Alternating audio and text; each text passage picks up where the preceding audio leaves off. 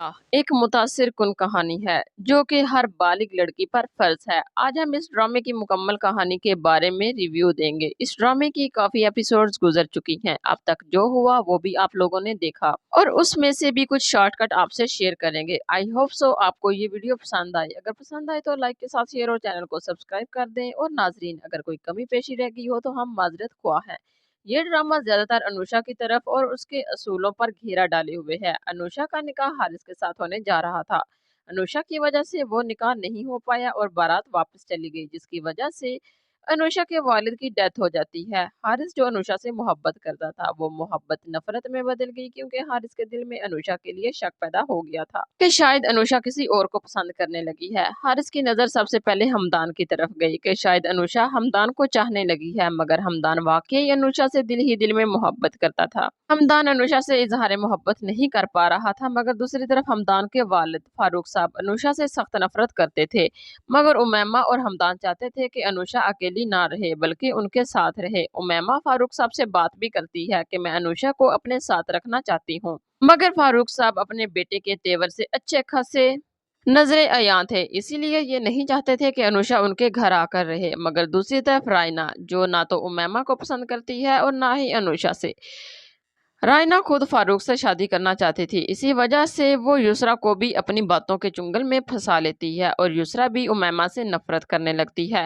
रायना भी फारूक को यही मशवरा देती है कि जवान लड़की है और जवान बेटा है, तुम्हारा घर कोई यतीम खाना नहीं है और तबाही को तुम खुद दावत दे रहे हो, बल्कि अपने हाथों से लेकर आओगे। और तुम्हारी जवान बेटी भी है, अगर ये घर देखा देखी उसने भी कल कला को यही किया तो क्या तुम कहीं मुंह दिखाने के काबिल रह जाओगे। इस बात को मद्देनजर रखते हुए फारूक साहब अनुषा को घर ले जाने से इनकार कर देते हैं।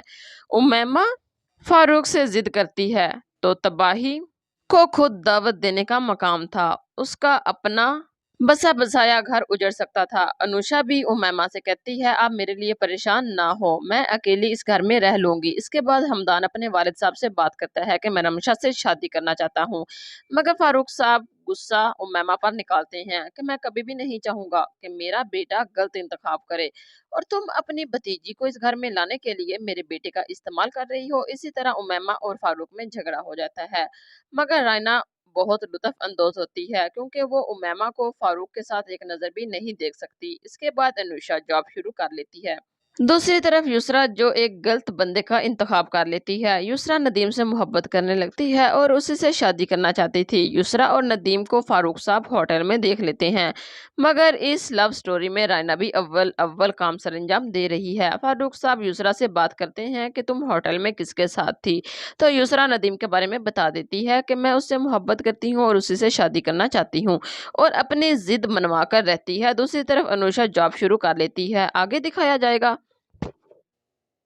कि रायना फारूक को नीचा दिखाने के लिए युसरा को अपनी उंगलियों पे निचाना शुरू कर लेती है। युसरा फरहाद को छोड़ चुकी है और अब इस लालची शख्स की बातों में आ जाती है। रायना प्लानिंग के तहत चल रही है ताकि फारूक को शक भी ना हो और काम भी हो जाए। नदीम पहले से शादीशुदा होता है, इस बात का इल्म युसरा को भी हो जाता है और उसे हमदान की बातें याद आती हैं कि हमदान सच कहता था कि मुझे इस शख्स पर एतबार नहीं करना चाहिए था। अव्वल नंबर का कमीना इंसान है, धोखेबाज, और उसकी चहेती रायना। आंटी का चेहरा भी उसके सामने आ जाएगा और सारी सच्चाई वो अपने बाप को बताएगी और उसका बाप बहुत पछताएगा और रायना को धक्का देकर घर से निकाल देगा। उसके बाद युसरा उमैमा को अपना खैरख्वाह समझने लगेगी और फारूक को अपनी गलती का एहसास हो जाएगा और वो अनुषा को अपनी बहू बनाने के लिए राजी हो जाएगा। और यही बात वो उमैमा से भी करते हैं कि अनुषा को अपने घर लाना चाहता हूँ। हमदान की खुशी मेरे लिए बहुत अजीज है और वो अनुषा से शादी करने के लिए बजिद है। दूसरी तरफ हारिस की माँ हारिस की शादी कर देती है, मगर वो लड़की उनकी नाक में दम करके रखती है, जिस वजह से उन्हें अनुषा की याद आती है कि मैंने उसे अपने बेटे के लिए गलत इंतखाब समझा था, अपने बेटे की जिंदगी से निकालकर कितना गलत किया। क्या हारिस भी सब देखकर चुप रहता है? वो अनुषा को दिल से पहले भी नहीं निकाल पाया और ना ही अब निकाल पा रहा है। हमदान अनुषा से राब्ता करता है तो अनुषा कहती है, तुम मुझे डिजर्व नहीं करते, जो शख्स मेरे लायक था खुदा ने उसे मुझे मिलवा दिया और तुम दफा क्यों नहीं हो जाते मेरी जिंदगी से। मैं तुम्हें देखना तो दूर बल्कि सोचना भी नहीं चाहती। इसके बाद हमदान और अनुषा की शादी हो जाएगी।